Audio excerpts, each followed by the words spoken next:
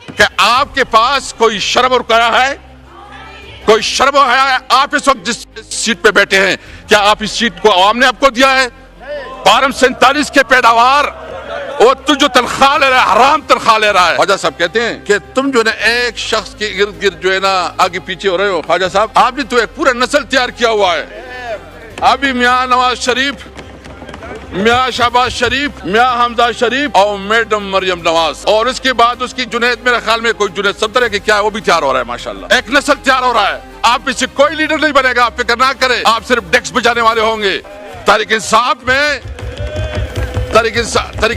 میں بیرسٹر گور چیئرمین بن جاتا ہے، تحریک انصاف میں عمر ایوب اپوزیشن لیڈر بن جاتا ہے۔ تمہارے قسمت میں یہ نہیں ہے، تم نے صرف تالیاں بجانے ہیں اور ڈیکس بجانے ہیں، تمہارے پاس اور کوئی راستہ نہیں ہے۔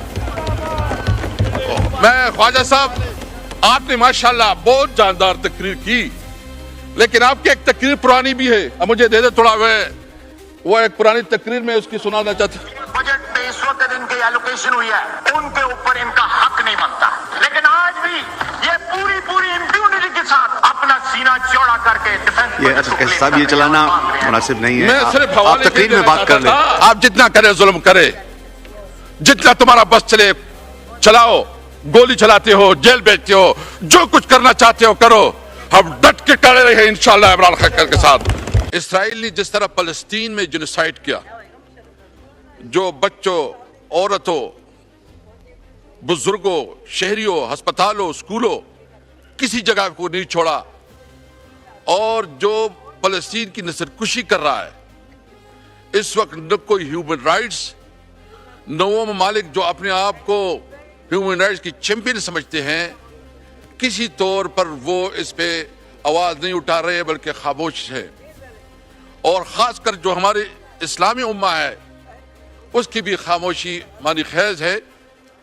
اور میں سمجھتا ہوں کہ اس وقت پاکستان کی حکومت کی ذمہ داری ہے کہ وہ ایفیکٹولی OIC کے لیے، اس OIC کو بلانے کے لیے پاکستان اپنا کردار ادا کرے، کیونکہ جب پاک بھارت تنازع کھڑا ہو گیا اور بھارت نے پاکستان کے اوپر حملہ کیا تو اس میں زیادہ تر اسرائیل کے ڈرون استعمال ہوئے۔ خدا نہ خواستہ اس کے بعد اس کی ایڈونچر، اس کے دوسرا نشانہ پاکستان ہو سکتا ہے۔ اس لیے پاکستانی قوم کو اور پاکستان کی حکومت کی ذمہ داری بنتی ہے کہ وہ جتنا اپنا سفارتی تعلقات یا جس لیول پہ کر سکتے ہیں وہ اپنا کردار ضرور ادا کریں۔ ہم اپنی ایرانی بھائیوں کے ساتھ ہیں اور اس مشکل گھڑی میں اس کے ساتھ بھرپور ساتھ دے رہے ہیں۔ مجھ سے کہ ہمارے لیڈر عمران خان نے واضح کہا تھا کہ یہ ملک بھی میری ہے، یہ فوج بھی میری ہے۔ ہم اپنے ملک کے اداروں پہ، اپنی فوج پہ فخر کرتے ہیں، ہم ہمیشہ اپنے فوج کے ساتھ ہیں، لیکن اس کا مطلب نہیں ہے کہ آپ کے پاس کوئی شرم اور حیا ہے؟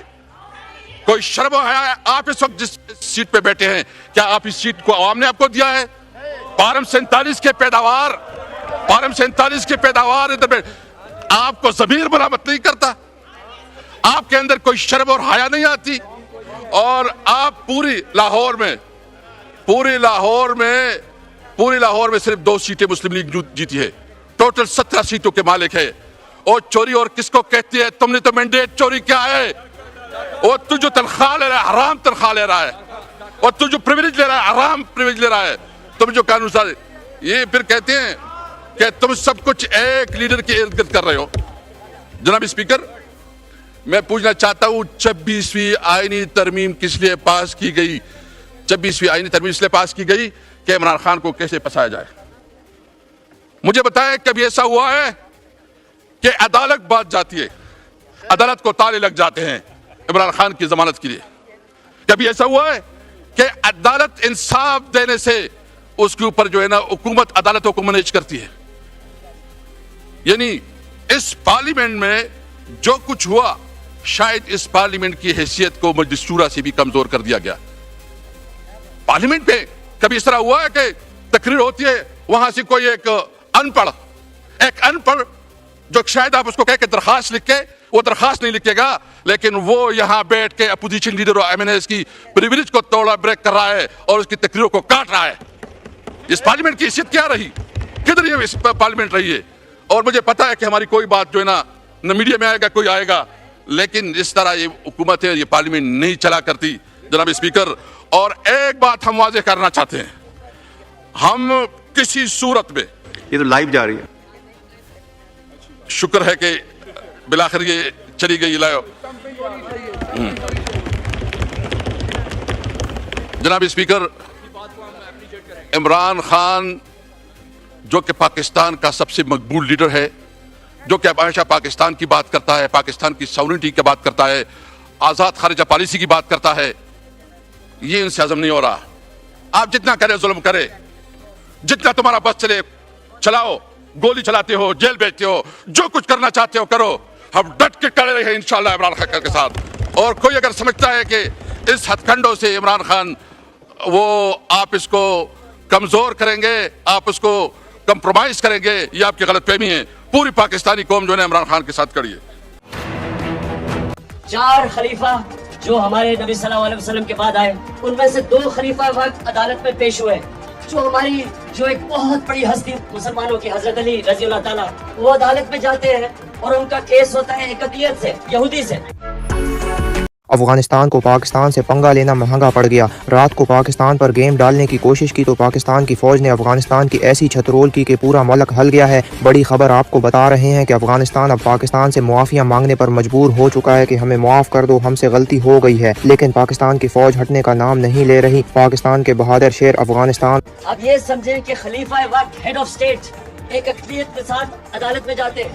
پہلے تو یہ سوچیں کہ کتنی آج دنیا میں ملک ہیں جدھر ہیڈ آف اسٹیٹ ایک عام اقلیت کے ساتھ عدالت میں پریزنٹ ہوگا اور اس کے پیچھے چھپے بھارت کو چکما دے رہے ہیں. اصل کھیل بھارت کا نکلا. مودی نے افغانستان کو اکسایا کہ پاکستان کے بارڈر پر کارروائی کرو, لیکن جیسے ہی پاکستان کی ایجنسیوں کو اس گیم کا پتہ چلا تو انہوں نے ایسی چال چلی کہ بھارت اور افغانستان دونوں بڑے بڑے ملک ہیں, ویسٹرن ڈیموکریسیز ہیں, آپ کبھی تصور کر سکتے ہیں کہ ایک اقلیت کے ساتھ وہ عدالت میں پریزنٹ ہو. لیکن اس سے بھی آگے بات کہ وہ جو کیس ہے وہ قاضی کے ہوش اڑ گئے. پاکستان نے ان دونوں کا پورا پلان ناکام بنا دیا اور راتوں رات ان کی بینڈ بجا دی. اب افغانستان ہاتھ جوڑ کر معافیاں مانگ رہا ہے اور مودی چپ ہو کر منع چھپا رہا ہے. پاکستان کے شیر جوانوں نے دکھا دیا کہ جو بھی پاکستان کے خلاف سازش کرے گا اس کا یہی حال ہوگا. Army chief general Asim Munir نے 2 ٹوک کہا ہے کہ ان دشمنوں کو سبق سکھا کر ہی دم لیں گے. بھارت نے افغانستان کے کندھے پر بندوق رکھی مگر وہ فیصلہ خلیفہ وقت کے خلاف دے دیتا ہے اور وہ یہ کہتا ہے کہ میں آپ کی بیٹی کی, کیونکہ آپ کے بیٹا گواہ ہے,